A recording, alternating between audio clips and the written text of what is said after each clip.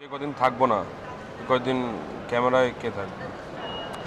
7-8 দিন কাজ না করলে কিছু আসা যাবে না। যদি ইমার্জেন্সি কিছু হয় তাহলে নবীরকে খবর দেবো। হ্যাঁ, নবীর ভালো, ওকে দিয়ে কাজ করানো যাবে। স্যার, একটা রিকোয়েস্ট ছিল আমার। বল। ফিল্মের কাজটা আমি করতে চাই। তুই আগে ঠিক হয়ে আয়। 7-8 দিনে কিচ্ছু আসা যায় না, আমাদের ফিল্মের জায়গায় আরো 2 মাস দেরি আছে। তারপরও বস, আমি ভাবিস না, এটা তুই একটু করতে ভাবিস না, চাই বস। তুই ঠিক মতো আয়, তারপর আমাদের কাজ হবে। এটা আমার অনেক দিনের শখ, ইচ্ছা ছিল যে আমি আপনার কোনো ফিল্মের কাজটা প্রবলেম নেই, করব। কোনো প্রবলেম নেই। নিজের যত্ন নিস, ঠিক আছে? ঠিক আছে। চল।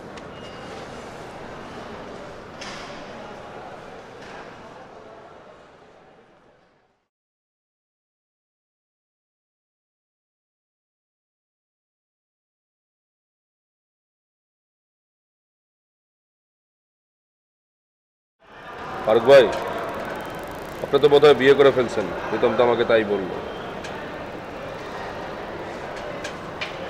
শুনলাম আপনি নাকি খুব ঝামেলার মধ্যে আছেন। বউ কোথায় উঠাবেন, কোথায় রাখবেন, কি করবেন? চিন্তা করেন না, আমি বসের সাথে আলাপ করছি আপনার ব্যাপারে। বসকে আমি বুঝাই বলছি, বস সব শুনছে, বলছে ঠিক আছে, কি করবা করো। তো আপনি হাউসেই থাকবেন। আমাদের হাউসের নিচে যে গ্যারেজটা আছে, গ্যারেজের পাশে একটা রুম আছে, ওই রুমে আপনি আপনার বউকে নিয়ে থাকবেন। আপনি এখনই বউকে উঠায় ফেলেন, সমস্যা হবে না কোনো। ঠিক নেই। কেন? না, আপনি আসেন তারপরে।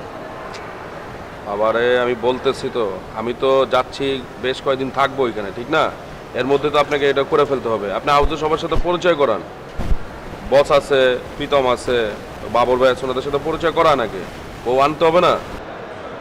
আপনি আসেন তারপর, সব হবে।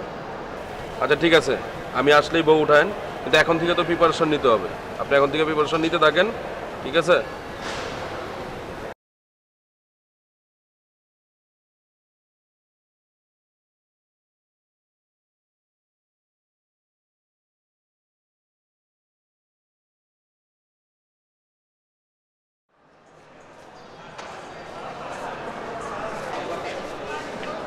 চল।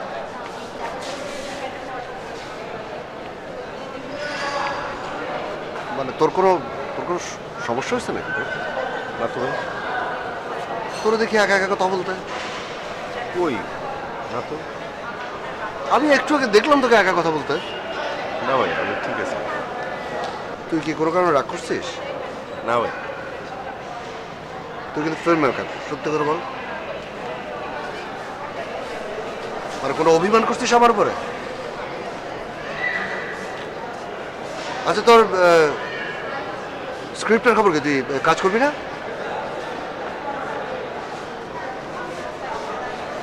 আচ্ছা ঠিক আছে, ঠিক আছে, যা, পরে কথা হবে।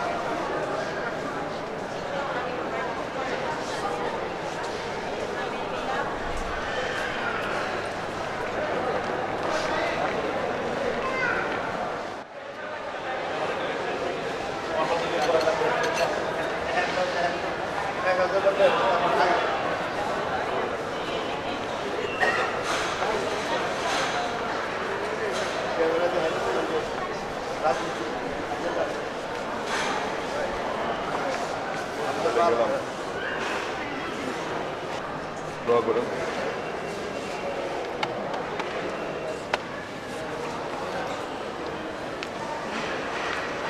গেলাম বাবা ভাই। ওষুধ টষুধ ঠিক মতো খাইও। দোয়া করেন আমার জন্য। প্রীতম, খেয়াল রাখেন বছর দিকে।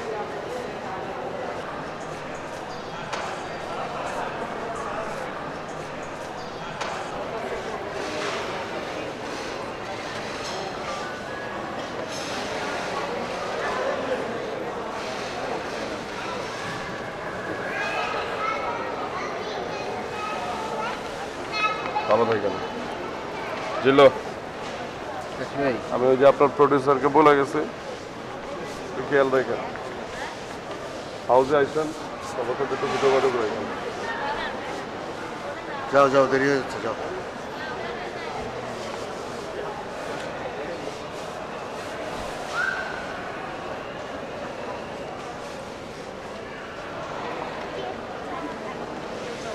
চল চল।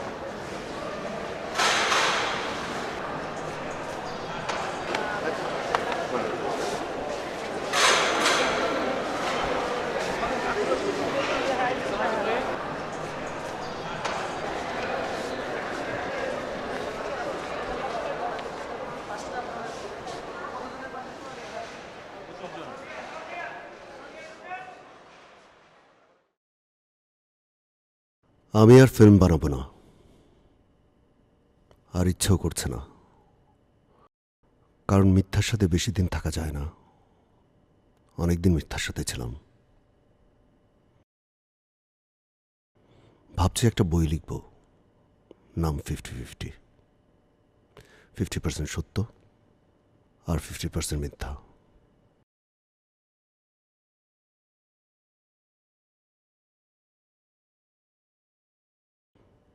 চাষি আর আসবে কিনা জানি না,